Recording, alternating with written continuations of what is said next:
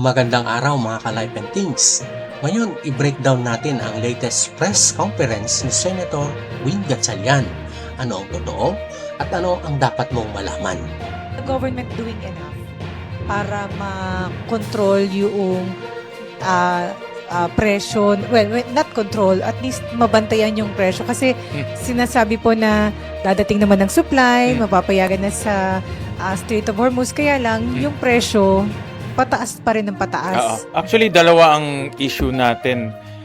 Unang-una yung supply at pangalawa yung presyo. Dalawang critical na issue ang binigyang tiin ni Senator Win Gatchalian, ang supply ng langis at ang patuloy na pagtaas ng presyo nito. Paano? Ang tanong, alin ba talaga ang mas malaking problema at paano ito direktang nakakaapekto sa atin bilang ordinaryong Pilipino? So, nakuha ko lang yung every Monday may report ang DOE. So for gasoline, 57 days. For diesel, 47 days. So ito delikado to dahil primarily diesel ang primary fuel natin lalo na sa mga public transportation.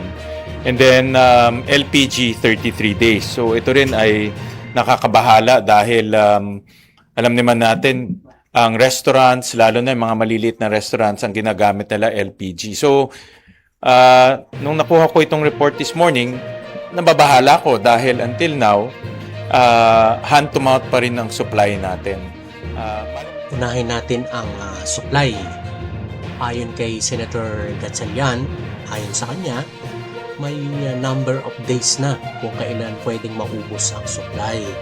Ibig sabihin, wala pang shortage o kakulangan sa kasalukuyan. Pero hindi ibig sabihin ito na safe na tayo. Ang Pilipinas kasi ay import dependent, no?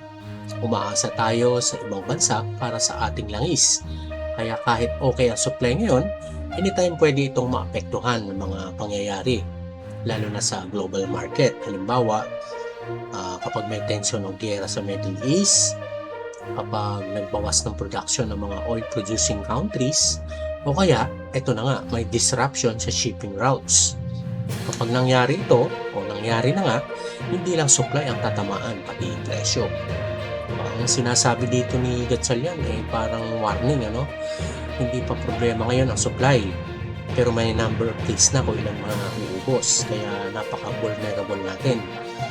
Wala tayong full control, kaya kahit hindi pa ramdam, may underlying risk na pwedeng sumabog anytime. Ngayon, punta tayo sa pangalawang issue, ang presyo ng langis. Dito, mas ramdam ng tao ang epekto, no? Ayon kay Senator Gatchalian, ang presyo ng langis sa Pilipinas ay nakadepende sa world market. Ibig sabihin, kahit anong gawin ng gobyerno, limitado ang kakayanan nitong pababain ng presyo. Merong dalawang major factors ang nakakaapekto: global crude oil prices at palitan ng piso sa dolyar.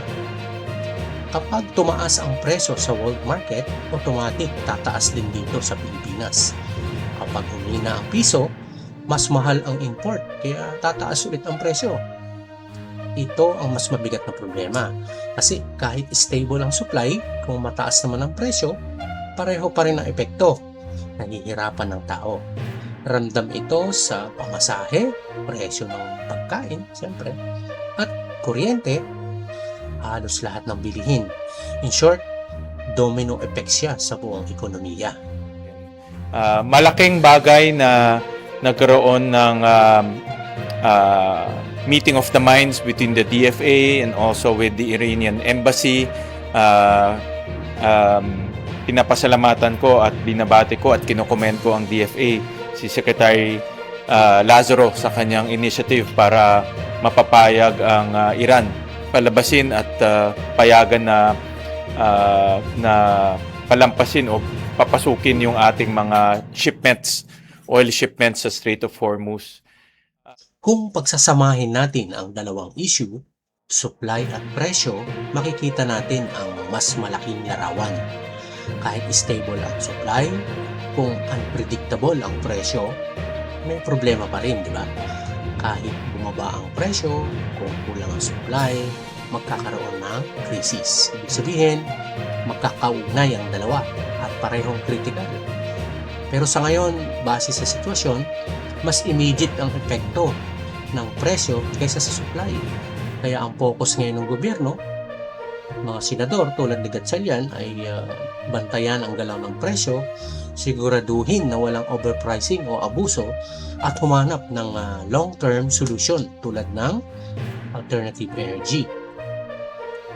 Isang delikadong punto ang binanggit ni Senator Win Gatchalian, ang pakikipag-ugnayan ng Pilipinas sa Iran para masiguradong makadaan ang oil supply sa isa sa pinaka-importanteng ruta sa mundo, ang Strait of Hormuz. Gaano ba ito kaseryoso? Ayon kay Gatchalian, nakipag-coordinate ang DFA or Department of Foreign Affairs kasama ang Embassy of Iran in the Philippines para masiguradong hindi maantala ang pagdaan ng oil shipments ng Pilipinas. Bakit importante ito? Dahil ang Strait of Hormuz ay isa sa critical na checkpoints or choke points sa buong mundo. Dito dumadaan ang malalaking porsyento ng global oil supply. Kapag nagkaroon ng disruption, kahit ilang araw lang, ramdam agad sa buong mundo, lalo na sa mga bansang tulad ng Pilipinas na umaasa sa imported oil. Malaking bagay yun, pero ang importante ngayon magkaroon ng firm commitment more than itong mga araw na nakasulat. At sa ngayon, based on this report, parang hindi ko pa nakikita yung firm commitments. Alam ko, mahirap i-oversimplify yung problema dahil complicated yung problema. Pero kailangan pa rin tuloy-tuloy yung mga high-level dialogues between potential new suppliers ng bansa. Kasi traditionally, almost 90% ng ating supply galing ng Middle East.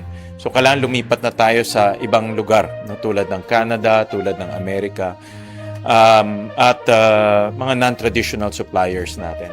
Ang involvement ng Iran dito ay hindi simpleng usapan lang. Ang Iran ay isa sa mga bansang may malaking impluensya sa Strait of Hormuz. Kapag may tensyon, military man o political, pwede nila itong kontrolin o maapektuhan ang daloy ng barko. Ang ginawa ngayon ng DFA ay isang uri ng preventive diplomacy.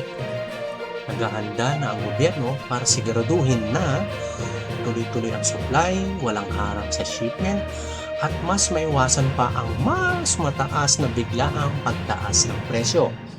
Ngayon pa lang mataas na talaga ang presyo Ibig sabihin, hindi lang ito tungkol sa logistics, geopolitics din ito. Kahit hindi tayo direktang involved sa conflict, damay tayo agad. Ito ang problema ng isang import-dependent country. Wala tayong kontrol sa pinanggagalingan ng supply, pero tayo ang sumasalo ng epekto. Kaya ang simpleng diplomatic move na ito ay may malaking impact. Kung successful, stable ang supply at presyo. Kung hindi, posibleng oil price shock ito. Sa huli, malinaw ang mensahe ni Senator Win Gatchalian. Ang laban para sa murang langis ay hindi lang sa loob ng bansa, kundi sa global stage. At habang tahimik ang daloy ng langis ngayon, tahimik ba talaga? Sa likod nito ay may masalimuot na negosasyon para masiguradong may krudo, gasolina pa rin sa bawat sasakyan, may LPG pa rin sa kusina, at may kuryente sa bawat tahanan. Ang tanong, handa ba tayo kung biglang magbago ang sitwasyon? Para sa mas malalim na analysis sa mga ganitong issue, subscribe na at manatiling informed. Ito po ang Life and Things. Maraming salamat. Hanggang sa muli.